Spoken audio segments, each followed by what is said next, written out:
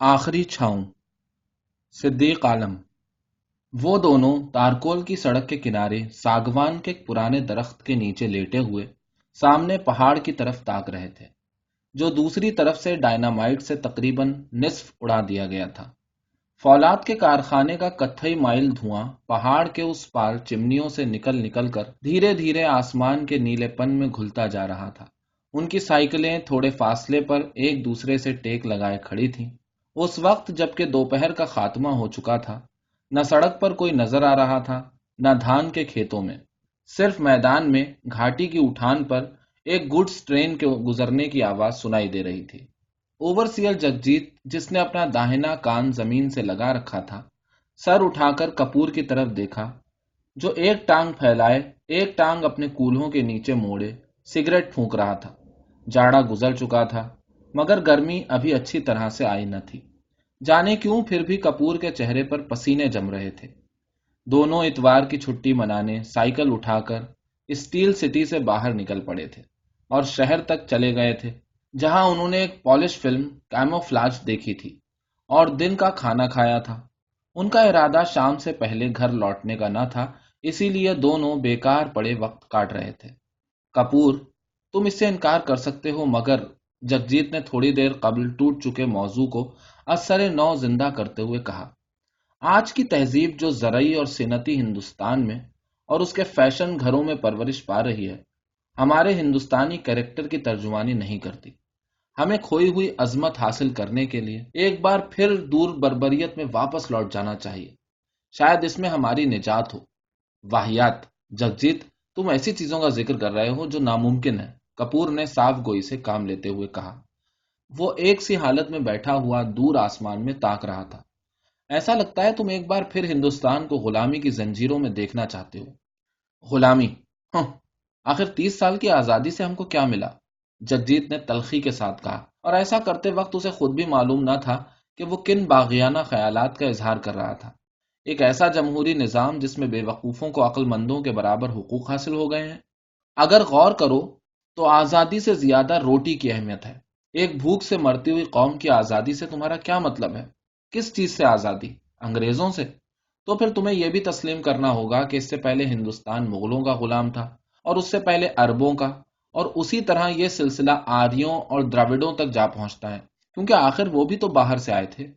तो बिल आखिर हम इस नतीजे पर पहुंचते हैं कि आखिर हम भी तो गैर मुल्की हैं, क्योंकि क्या कोई दावे के साथ कह सकता है कि उसके अंदर ईरानियों, आर्याओं और मंगोलों का खून नहीं दौड़ रहा है? दरअसल कपूर, दुनिया की तारीख झोल से भरी पड़ी है। होता कुछ भी नहीं सिवाय इसके कि हम आपस में दूरी की एक वजह दरियाफ्त कर लेते हैं, नफरत की एक और दीवार खड़ी कर लेते हैं और उसे ढाने में मसरूफ हो जाते हैं। कपूर ने उसकी बात का कोई जवाब न दिया। शायद उसने जरूरी न समझा। सियासत से उसे कोई खास दिलचस्पी न थी, लेकिन ऐसा नहीं था कि वो सियासत से कतई तौर पर नावाकिफ था।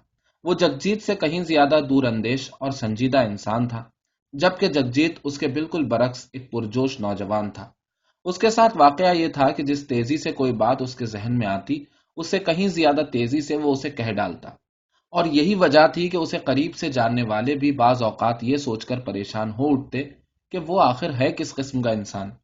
फलसफे और अदब से उसे गहरी दिलचस्पी थी, लेकिन वो फितरी तौर पर इस तरह बनाया गया था कि किसी चीज का असल जल्द कबूल कर लेता। जब वो मार्क्स को पढ़ता तो बोलचाल और आदातो अतवार से कम्युनिस्ट नजर आने की कोशिश करता। जब दांते उसके जेर मुताल्ला होता तो उसके अंदर मजहब व हक्कानियत का जज्बा मौजे मारने लगता। इसी तरह जब वो नेत्शे का मुताला करता तो सुपरमैन बनने का ख्वाब देखना शुरू कर देता। और गर्चे उन दिनों वो एक अनार्किस्ट का रोल अदा कर रहा था, मगर कोई उसे ये बात बताता तो उसे हैरत होती। लेकिन कपूर के लिए जगजीत कोई मसला न था। गर्चे उन दोनों की दोस्ती ज्यादा पुरानी नहीं थी, लेकिन इस मामूली से अरसे में ही उन्होंने एक दूसरे को अच्छी तरह पहचान लिया था। वो जगजीत को आज की इस गडमट दौड़ की पैदावार समझता था, जो नई पीढ़ी की नुमाइंदगी कर रहा था। वो आलमगीर सच जो कहीं पर मौजूद है और इस जवाल पजीर कायनात को असर नौ जिंदा कर सकता है, वो उसकी तलाश में सरगर्दा है। यही वजह है कि वो हर इज्म और हर फलसफे का मुताला करता और किसी पर भरोसा न कर पाता।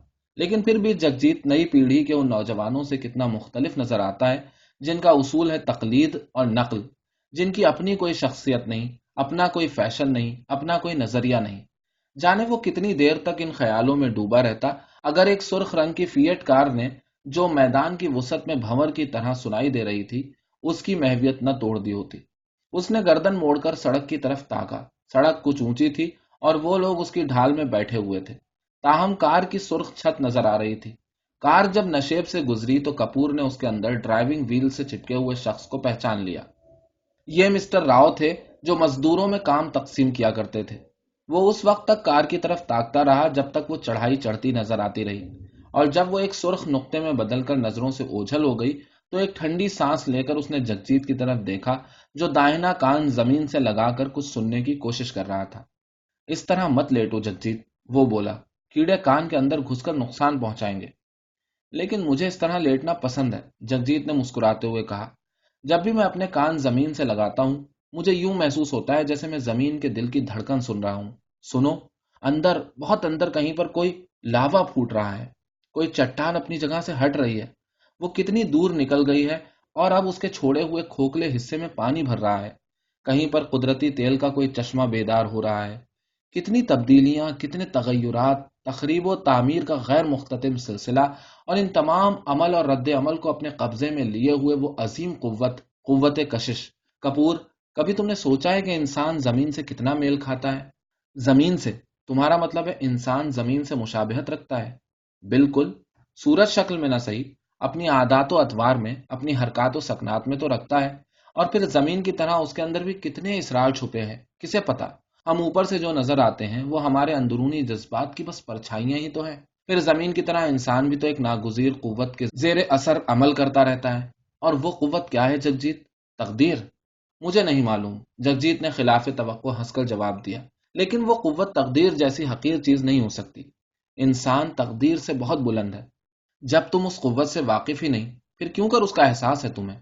मैं समझता हूं हर चीज किसी न किसी कुव्वत के ताबे है। चांद जमीन के और जमीन सूरज की, जिस्म कीड़ों का और रोशनी हरारत की, और इंसान खुदा का। पेड़ बीज का गुलाम नहीं होता, बल्कि वो बीज की ही इर्तिकाई शक्ल है। इंसान और कुछ नहीं, खुदा का परतौ है। आजकल तुम कौन सी किताब का मुताला कर रहे हो जगजीत? कपूर ने मजाका उड़ाने वाले अंदाज में पूछा। मेरा ख्याल है इन दिनों तुम डांटे की डिवाइन कॉमेडी पढ़ रहे हो। आदमी जब तक अच्छी किताबें नहीं पढ़ता, अच्छी बातें नहीं सीख सकता, जगजीत ने झिझकते हुए कहा। वो लोग जिनकी सोहबत में हम अच्छी बातें सीखते हैं, उनके उलूम भी उन्हीं किताबों की रहीने मिन्नत हैं।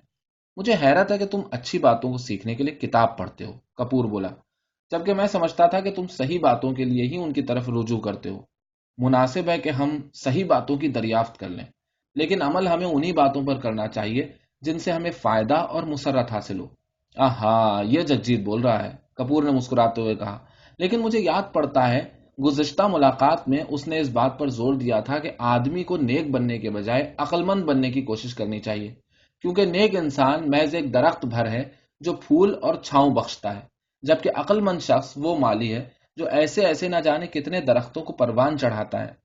मेरा नजरिया आज भी नहीं बदला है। ये तुम्हारी समझ का कसूर है, जगजीत ने नाराजगी के साथ कहा। और मैं वसूख के साथ कह सकता हूं कि तुम भी कमोबेश वही सोचते हो जो मैं सोचता हूं, सिर्फ उसके इजहार से डरते हो।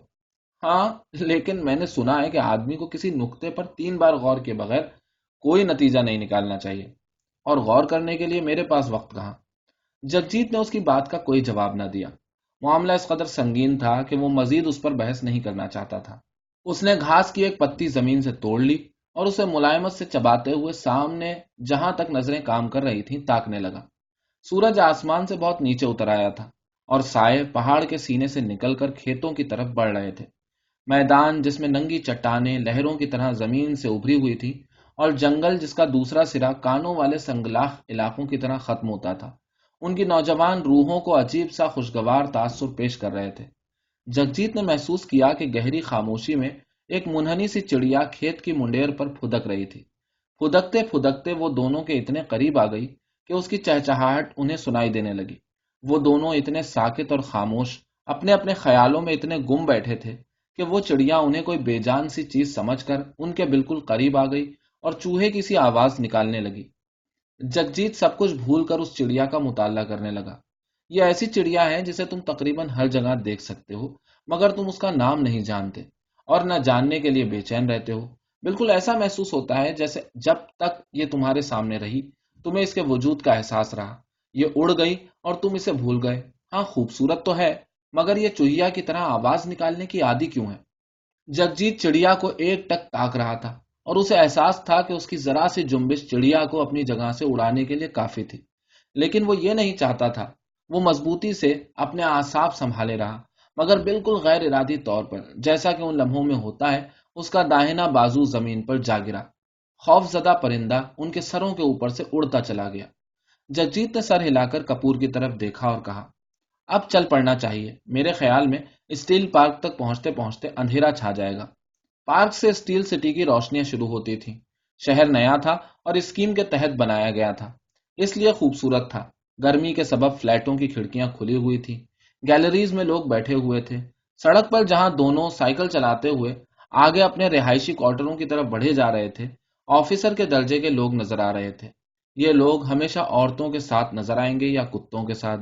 کلب سے گزرتے وقت انہوں نے سازندوں کو غیر ملکی دھن بجاتے سنا. ایک بند ہوتی ہوئی کینٹین میں بیٹھ کر چائے پی اور ننگی عورت کی مورتی والے سہ راہے پر ایک دوسرے کو الوداع کہہ دیا. گرمی کی رات اول تو جلد آتی نہیں، اور جب آتی ہے تو آپ کو یوں محسوس ہوتا ہے جیسے گھڑی کے کانٹے یک لخت چھلانگ لگا کر بہت آگے نکل گئے ہوں. جگجیت جب رات کا کھانا کھا کر کتاب لے کر کھڑکی کے قریب بیٹھا تو پیتل کی الارم گھڑی 10:15 بجا رہی تھی. کتاب اس کے ہاتھ میں تھی، مگر اس نے پڑھنے کی غرض سے اسے نہیں اٹھایا تھا، بلکہ یہ اس کی عادت تھی. حقیقت یہ تھی کہ وہ کھڑکی سے باہر تاک کر رات کی خاموشی سے لطف اندوز ہونا چاہتا تھا. اس کا کوارٹر گھاس کے ایک وسیع و عریض میدان کے کنارے واقع تھا. چاندنی میدان میں چھٹکی ہوئی تھی، مگر اس کی کھڑکی کے نیچے اس کے کوارٹر کا سایہ دبیس قالین کی طرح بچھا ہوا تھا. کوئی میدان میں ٹہل رہا تھا. آس پاس کے کوارٹروں کے لوگ سو چکے تھے. خود اس کا نوکر دوسرے کمرے میں خراٹے بھر رہا تھا، مگر اسے نیند نہیں آ رہی تھی. اسے احساس تھا کہ اسے ابھی بہت دیر تک نیند نہیں آئے گی اور اسے سونیا سے مل آنا چاہیے، مگر ہو سکتا ہے کہ سونیا سو چکی ہو.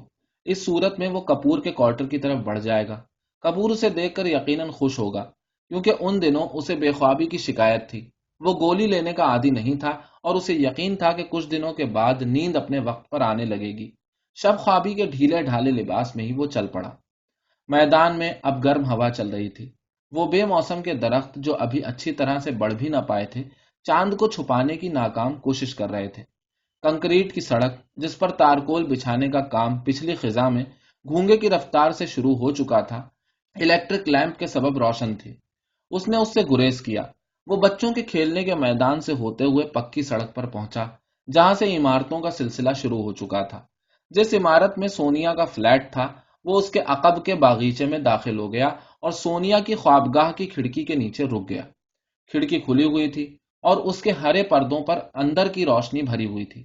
تھوڑی بہت روشنی پردے کی اوٹ سے پھسل کر کھڑکی کے نیچے اگے ہوئے گلاب کے پودوں پر بھی گر رہی تھی، جن کے قریب جگجیت کھڑا تھا. اس نے کھانس کر کھڑکی کی طرف دیکھا. رات خاموش تھی اور شاید کھڑکی کے قریب کوئی نہ تھا. اسے دوسری بار ذرا زور سے کھانسنا پڑا. ایک لمحے تک وہ کھڑکی کی طرف تاکتا رہا، پھر دو گلابی ہاتھوں نے پردوں کو سرکا دیا اور کھڑکی میں ایک جواں سال خوبرو عورت کا چہرہ نظر آیا. سونی، جگجیت نے سرگوشی کی. وہ کھڑکی سے گرتی ہوئی روشنی میں آ گیا. میں درختوں کے جھنڈ میں تمہارا انتظار کر رہا ہوں. سونیا نے شاید اسے پہچان لیا تھا. اس نے کھڑکی بند کر دی. یہ گویا اس بات کا اشارہ تھا کہ اسے درختوں کے جھنڈ میں چلا جانا چاہیے. باغیچے سے کچھ ہٹ کر پرانے درختوں کا ایک جھنڈ واقع تھا، جس میں کمپنی کی طرف سے کچھ بینچ بنوا دیے گئے تھے تاکہ لوگ وقت گزار سکیں. جگجیت ایک بینچ پر بیٹھ کر انتظار کرنے لگا. عمارتوں کی روشنی جھنڈ سے 40 قدم ادھر ہی ختم ہو جاتی تھی. صرف چاند کی روشنی جہاں جہاں سے اسے موقع مل رہا تھا جھنڈ کے اندر داخل ہو رہی تھی. تھوڑی دیر بعد خشک پتوں پر کسی کے چلنے کی آواز سنائی دی. اس نے مڑ کر دیکھا. سونیا اسے جھنڈ کے دہانے پر نظر آئی. چاند کی روشنی میں سونے کے ناکافی لباس میں ملبوس سونیا بھاگی آ رہی تھی. قریب آتے ہی وہ اس سے لپٹ گئی. جگجیت سرگوشیوں کے ساتھ، جیسا کہ جذبات کی آندھی میں لوگ ہوا کرتے ہیں، وہ اسے چومنے لگی. اس کا جسم معطر تھا اور جب جگجیت نے اس کے ہونٹوں کو چوما تو اسے احساس ہوا کہ جلد بازی میں سونیا نے لپسٹک کی کچھ زیادہ ہی تہیں ہونٹوں پر چڑھا لی تھی. سونی، تم میرا انتظار کر رہی تھی؟ اس نے اس کے ملائم اور صحت مند کندھوں پر اپنی انگلیاں پیوست کرتے ہوئے کہا. او نہیں جگجیت، سونیا نے ہنستے ہوئے کہا، لیکن مجھے امید تھی کہ تم ضرور آؤ گے۔ وہ ہنستے ہوئے اٹھ گئی اور بینچ کے سامنے جہاں سوکھے پتوں کا اونچا سا ڈھیر نظر آ رہا تھا اپنے آپ کو گرا لیا۔ وہ خود سپردگی کے جذبے سے معمور ہو رہی تھی۔ اور تمہیں کیوں کر یقین تھا کہ میں تمہارے پاس آؤں گا؟ جگجیت نے اس کے قریب جاتے ہوئے کہا۔ اس طرح جس طرح کہ مجھے یہ یقین نہیں تھا کہ تم نہیں آؤ گے۔ سونیا نے اپنے بازو اس کی طرف پھیلا دیے۔ پتے دونوں کے بوجھ سے دب رہے تھے، چور ہو رہے تھے۔ سونیا جتنی بے چین ہو رہی تھی، جگجیت اتنا بے چین نہیں تھا۔ جگجیت اس ارادے سے نہیں آیا تھا جس کی سونیا طلبگار تھی، لیکن سونیا کو روکنا یا اس کی محبت کا جواب نہ دینا اس کے لیے ناممکن تھا۔ دونوں کے درمیان جس قسم کا تعلق تھا اسے محبت کے بجائے مصالحت کا نام دیا جا سکتا تھا۔ سونیا کلکتے کی لڑکی تھی۔ شروع میں جگجیت نے اس سے محبت کی تھی، مگر سونیا نے بہت جلد اس کی غلط فہمی دور کر دی تھی۔ اس نے صرف ایک ضرورت کے تحت جگجیت سے ملنا پسند کیا تھا۔ جگجیت اس ضرورت سے واقف تھا اور اس کے باوجود شروع میں چونکہ اس نے اس سے محبت کی تھی، وہ احمقوں کی طرح اسے روحانی محبت ہی سمجھتا رہا تھا۔ اس نے چاہا تھا کہ وہ سونیا سے الگ ہو جائے، لیکن پھر خود کو حالات کے سپرد کر دیا تھا۔ سونیا کسی لمحے بھی اس سے منہ پھیر کر کسی دوسرے سے تعلق قائم کر سکتی تھی، لیکن اس کے بعد جگجیت کو یقین نہ تھا کہ وہ سونیا کی جگہ کسی دوسرے سے رجوع کر سکے گا۔ جگجیت سونیا کے لیے ایک ضرورت سے زیادہ نہیں تھا، مگر سونیا جگجیت کے لیے محبت کی طرح ہی کچھ تھی۔ گرچہ اب وہ اپنے آپ کو یہ یقین دلانے کی کوشش کرتا تھا کہ سونیا کے لیے اس کی محبت ختم ہو چکی تھی۔ ہوا چل رہی تھی، لیکن اب اس میں قدرے خون کی آ چلی تھی۔ ایک گلہری درخت سے اتر کر خشک پتوں میں دوڑنے لگی۔ اس وقت جبکہ دونوں لطف و اذیت کے سمندر میں تیر رہے تھے، ایک کتا جھنڈ کے کنارے آ کر بھونکنے لگا۔ ٹائیگر ٹائیگر، کسی نے ڈانٹ کر اسے خاموش کرایا، مگر تھوڑی دیر بعد وہ کتا پھر سے بھونکنے لگا، اور اب وہ عین جھنڈ کے اندر کھڑا بھونک رہا تھا۔ ٹائیگر حرام زادے، اپنی الاپ بند کر۔ اسی آواز نے دوبارہ کتے کو ڈانٹ پلائی، ایک ایسی چوہیا کی طرح جس نے بے وقوفی سے اپنی دم چوہے دانی میں الجھا لی ہو۔ سونیا کانپنے لگی۔ جگجیت اسے اپنے سینے سے چپکائے سامنے کی طرف تاک رہا تھا، لیکن اس خطرناک لمحے میں بھی اسے اپنے سینے پر سونیا کے نپل کی چبھن کا احساس تھا۔ ایک شخص جھنڈ کے اندر چل رہا تھا۔ ایک جگہ چاند کی روشنی سے گزرتے وقت وہ کتے کی زنجیر تھامے ہوئے نظر آیا۔ کتا سامنے کی طرف منہ اٹھائے بھونک رہا تھا۔ او بھگوان، سونیا نے سرگوشی کی، اور عین ممکن تھا کہ وہ چیخ پڑتی کہ جگجیت نے اس کے ہونٹوں پر اپنے ہونٹوں کا قفل رکھ دیا۔ اسے یقین تھا کہ وہ شخص انہیں دیکھ نہ پائے گا، وہ انہیں پتوں کا ڈھیر ہی سمجھے گا اور اس میں اسے اندھیرا مدد دے گا جس نے دونوں کو اس ڈھیر کا ایک حصہ بنا دیا تھا۔ مگر کتا، ہاں یہ بات خطرناک تھی۔ وہ شخص ان دونوں سے 15 ہاتھ کے فاصلے پر آ کر کھڑا ہو گیا اور سامنے کی طرف تاکنے لگا، مگر اس کی آنکھیں آسمان کی طرف اٹھی ہوئی تھیں، جیسے وہ درختوں کے درمیان چاند کو نہ پا کر حیران ہو اٹھا ہو۔ کتا بیچ بیچ میں بھونک اٹھتا۔ شاید وہ بھی یہ سمجھ نہیں پا رہا تھا کہ جس غیر معمولی چیز کا اسے گمان ہوا تھا وہ کس جگہ چھپی ہوئی تھی۔ ٹائیگر، یہاں تو کچھ بھی نہیں۔ خود گو آدمی کی آواز آئی اور وہ کتے کو اس کی زنجیر سے کھینچتے ہوئے جھنڈ سے باہر چلا گیا۔ سونیا اطمینان کی ایک لمبی سانس لے کر جگجیت کی گردن سے لپٹ گئی۔ اس نے جگجیت کی بالوں بھری چھاتی میں اپنی شہادت کی انگلی چبھوتے ہوئے ہنس کر کہا، وہ گیا جگجیت۔ لیکن جگجیت خاموش تھا۔ وہ تفکر میں ڈوب گیا تھا۔ اسے خدشہ نہیں بلکہ یقین تھا کہ اس شخص نے دونوں کو دیکھ لیا تھا اور واپس چلا گیا تھا۔ لیکن سونیا اتنی سمجھدار نہیں تھی کہ اسے کوئی اہمیت دیتی کہ مالک اپنے کتے کے اشاروں کو بخوبی جان سکتا ہے۔ جب جگجیت سونیا کے بلاؤز کے بٹن لگا رہا تھا، ہر بار یہ کام اسے ہی انجام دینا پڑتا، تو سونیا ہنس کر بولی، جگجیت، پچھلی بار تم نے بٹن غلط سوراخوں میں لگا دیے تھے، جنہیں دیکھ کر میرے شوہر کو شبہ میں مبتلا ہو جانا چاہیے تھا۔ مگر جانتے ہو، وہ جب میرے بستر پر آیا تو اس نے کہا، سونیا، تمہارے بلاؤز میں ایک بٹن زیادہ ٹک گیا ہے۔ ہاں جگجیت، میں نے پچھلے جنم میں ضرور کوئی اچھا کام کیا ہوگا جو مجھے اتنا بے وقوف شوہر مل گیا ہے کہ نہیں؟ ہاں واقعی سونیا ہر معاملے میں خوش نصیب تھی، اپنے شوہر کے معاملے میں بھی اور جگجیت کے معاملے میں بھی۔ سونیا کی عمر جگجیت کے برابر ہی تھی اور وہ بات چیت میں کافی بے باک تھی۔ اس نے اسے بتایا تھا کہ اپنے شوہر کے لیے 2 بچے جننے کے بعد اس نے مزید بچے پیدا کرنے سے انکار کر دیا تھا، اور یہ کہ اگر جگجیت اس کا شوہر ہوتا اور اس کا شوہر جگجیت کی جگہ ہوتا تو وہ جگجیت پر اپنے شوہر کو ہی ترجیح دیتی۔ ایسے لمحوں میں جگجیت سوچنے لگتا، سونیا ایک ایسی لڑکی تھی جس کی جسمانی پیاس کو صحت مند جسم کے بجائے بے وفائی سے تسکین ملتی تھی، صرف فورنیکیشن سے۔ تو میں چلی، سونیا نے اسے الوداعی بوسہ دیتے ہوئے کہا، اور دھیرے دھیرے چلتی ہوئی جھنڈ سے باہر نکل گئی۔ اب جگجیت اکیلا تھا، درختوں کے اس جنگل میں اکیلا۔ یہ چاندنی، یہ اندھیرا اور کہیں کہیں سے نظر آنے والا آسمان اس کے اپنے جذبات سے کتنے ہم آہنگ تھے۔ وہ اپنے آپ کو، سونیا کو اور اس خودگو آدمی کو بھول سکتا تھا، مگر انہیں نہیں۔ ہر شکست کے بعد انہی سے وہ تسکین حاصل کرتا آیا تھا۔ وہ جھنڈ سے نکلا اور شکست خوردہ قدموں کے ساتھ چلنے لگا۔ اس نے دور سے دیکھا، سونیا کی کھڑکی بجھ چکی تھی، اس کی پیاس کی طرح۔ کنکریٹ کی سڑک پر آ کر وہ ٹھہر گیا۔ اسے کہاں جانا چاہیے؟ گھر یا کپور کے پاس؟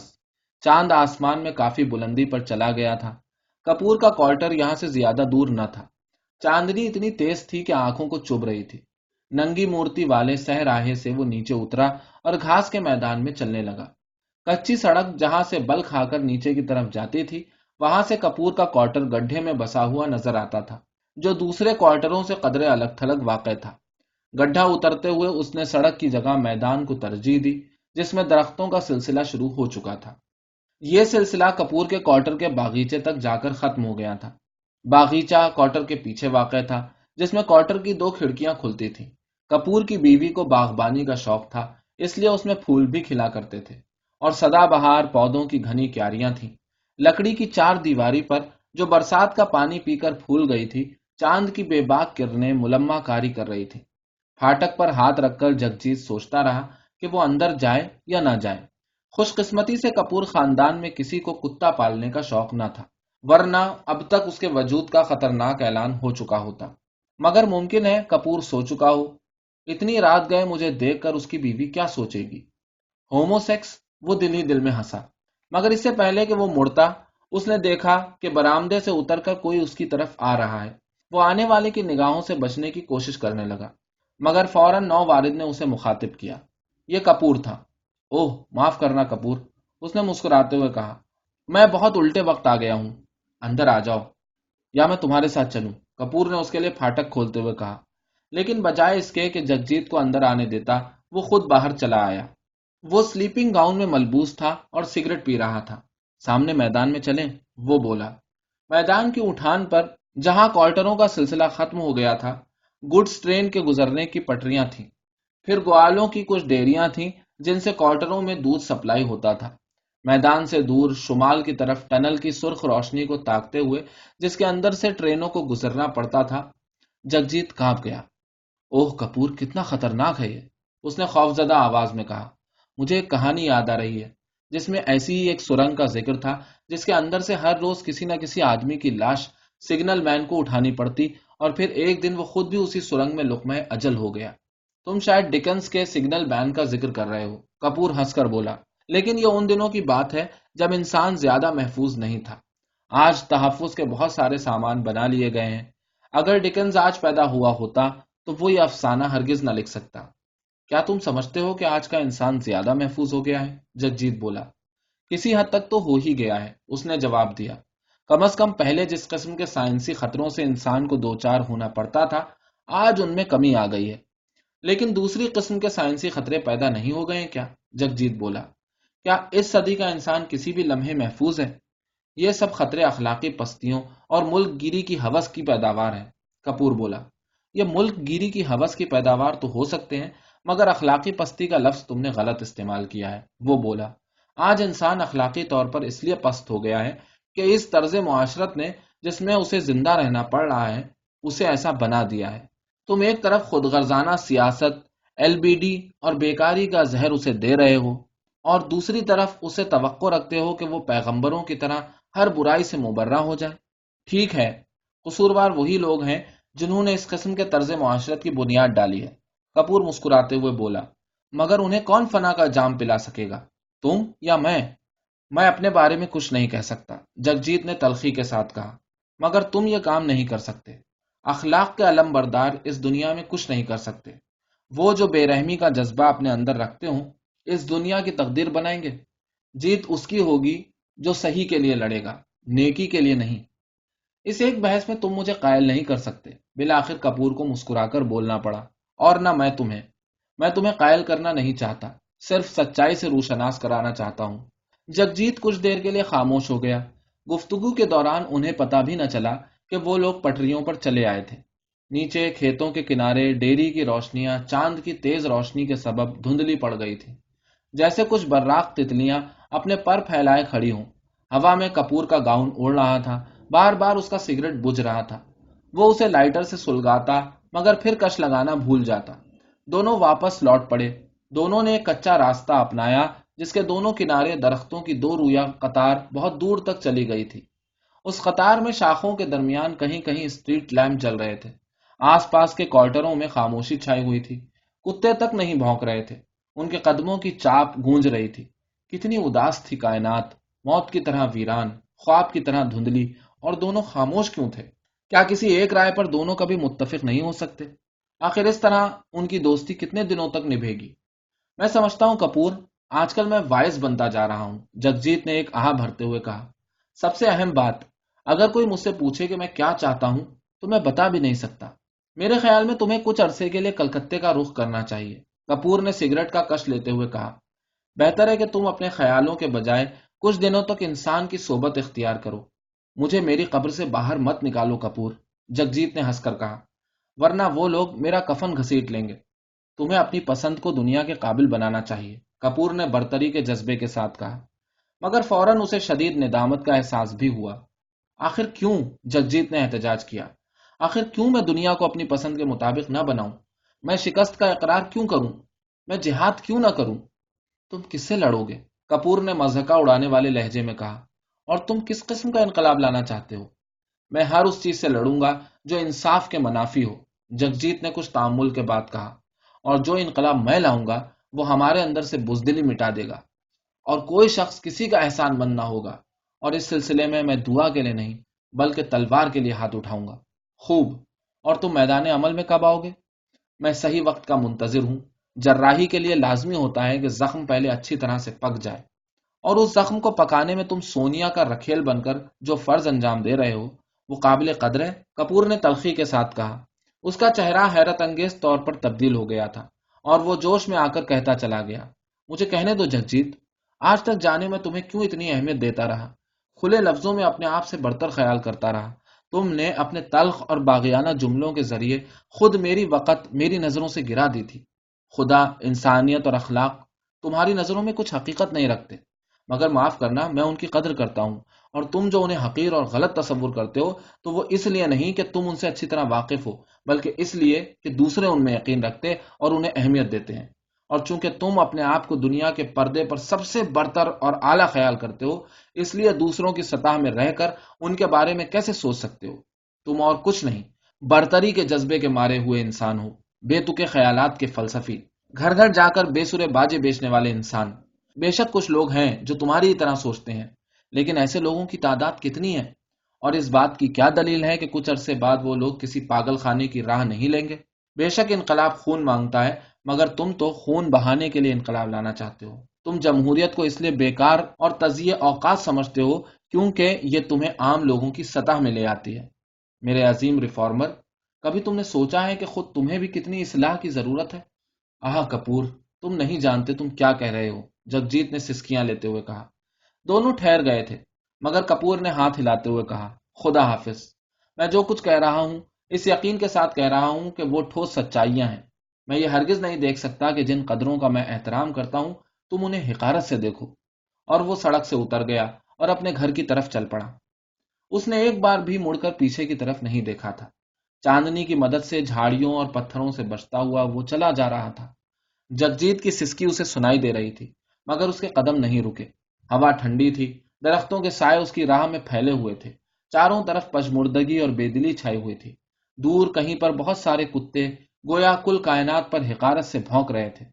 تاروں جڑا آسمان، خاموش موسیقی سے لبریز پرسکون رات، اور اس کی غیر مطمئن روح، اس سے زیادہ اداس نغمہ کسی نے کیا تخلیق کیا ہوگا؟ سامنے کے جنگل میں ایک کوئل چلا رہی تھی، اور جب وہ اپنے باغ کے پھاٹک پر پہنچا تو یکایک وہ خاموش ہو گئی۔ اس کے اپنے کمرے کی کھڑکی سے روشنی باغیچے کی جھاڑیوں میں گر رہی تھی۔ بوجھل قدموں کو گھسیٹتا ہوا وہ اپنے کمرے میں پہنچا اور آرام کرسی پر گر سا پڑا۔ اس کی آنکھیں بھیانک طور پر سرخ ہو رہی تھیں، درد سے اس کا سر پھٹا جا رہا تھا اور اسے ایسا محسوس ہو رہا تھا جیسے ابھی ابھی اس کی آنکھوں سے آنسو نکل پڑیں گے۔ کہیں اس نے جگجیت کے ساتھ بے انصافی تو نہیں کی تھی؟ ہر انسان اپنے طور پر سوچنے کا عادی ہوتا ہے، تو پھر جگجیت کو اس نے مجرم کیوں سمجھ لیا؟ جگجیت خود پرست صحیح، مگر کیا وہ خود پرست نہیں تھا؟ آخر دوسروں کے حق میں فیصلہ دینے کا اختیار ہمیں کس نے دیا؟ میرے خدا، اس نے بے چینی سے اپنا سینہ دباتے ہوئے کہا، مجھے نیند کیوں نہیں آتی؟ میں سونا چاہتا ہوں۔ اف، مجھے نیند نہیں آئی تو میں پاگل ہو جاؤں گا۔ یکایک اس کی آنکھیں چمک اٹھیں۔ وہ آرام کرسی سے اٹھا اور اپنی بیوی کے کمرے میں چلا گیا۔ اس نے روشنی جلائی اور اپنی بیوی کی طرف دیکھے بغیر، جو پلنگ پر نیند کی گولیوں کے زیر اثر نیم برہنہ گہری نیند سو رہی تھی، اس نے الماری کھولی اور اندر سے نیند لانے والی گولیوں کی شیشی برآمد کی۔ روشنی بجھا کر وہ اپنے کمرے میں لوٹ آیا۔ پانی گلاس میں موجود تھا۔ گلاس کی طرف تاکتے ہوئے اسے یہ سوچ کر پریشانی ہوئی کہ اسے کتنی گولیاں لینی چاہیے۔ وہ ان کا عادی نہ تھا، اور نہ ہی وہ اپنی بیوی کو اس کی قیمتی نیند سے جگا کر اس کے ساتھ اتنی بڑی بے انصافی کر سکتا تھا۔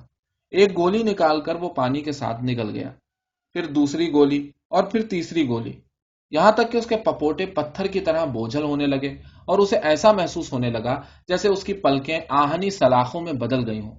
شیشی اس کے ہاتھ سے پھسل کر میز پر جا گری اور ایک میٹھی سی گدگدانے والی غنودگی اس کے حواس پر طاری ہونے لگی۔ وہ نشے کا عادی نہ تھا، مگر اس وقت جبکہ دھیرے دھیرے اس کے اعصاب خوابیدہ ہو رہے تھے، اسے محسوس ہو رہا تھا واقعی بین الاقوامی پیمانے پر لوگ نشے کے اتنے غلام کیوں ہوتے جا رہے ہیں۔ وہ پلنگ پر گر سا پڑا۔ تمام تکلیفیں، جانکنی کی وہ کیفیت جو تھوڑی دیر قبل اس پر بری طرح قابض تھی، دور، بہت دور، کہیں دھندلکے میں ڈوبتی جا رہی تھی، جیسے مسیح اپنی صلیب کے ساتھ شفق کی سرخی میں گم ہو رہا ہو۔ تبھی کسی نے اس کے سامنے کی کھڑکی پر دستک دی۔ کوئی سرگوشی میں اس کا نام لے کر پکار رہا تھا۔ اس نے ہاتھ بڑھا کر کھڑکی کھول دینی چاہیے، مگر جیسے اس کے اعضاء بے حس ہو گئے تھے۔ کپور، پھر کسی نے سرگوشی کی اور کھڑکی کے مربع نما شیشے جھنجھلا اٹھے۔ اس نے کھینچ تان کر اپنے جسم کو اوپر اپنی کوہنیوں پر اٹھایا اور اندھے کی طرح ٹٹولتے ہوئے چٹخنی گرا دی۔ کواڑ خود بخود کھل گئے۔ باہر جگجیت کھڑا تھا۔ آہ کپور، میں کہنا چاہتا ہوں، جگجیت نے اس کی طرف ہاتھ بڑھاتے ہوئے کہا، کیا وہ سب مذاق نہیں تھا؟ وہ جگجیت کی تسکین کے لیے کچھ کہنا چاہتا تھا، مگر نیند آندھی کی طرح اس کے رگ و پے میں سرایت کرتی جا رہی تھی۔ کپور، تم ہاں کہہ دو۔ تم نہیں جانتے تم نے مجھے کس عذاب میں ڈال دیا ہے۔ اگر تم نے میرا اعتماد مجھے نہ لوٹایا تو شاید اس رات کی کبھی صبح نہ ہو۔ جگجیت اس کے جواب کا انتظار کرتا رہا، مگر کپور گہری نیند سو چکا تھا۔ کپور، کپور، اس نے آواز دی، مگر کپور نہیں جاگا۔ وہ خاموش ہو گیا اور آنسو اس کے گالوں پر بہہ نکلے۔ دیر تک وہ اپنی جگہ کھڑا خاموشی سے روتا رہا، پھر شکست خوردہ قدموں کے ساتھ چلتا ہوا باغیچے سے باہر نکل گیا۔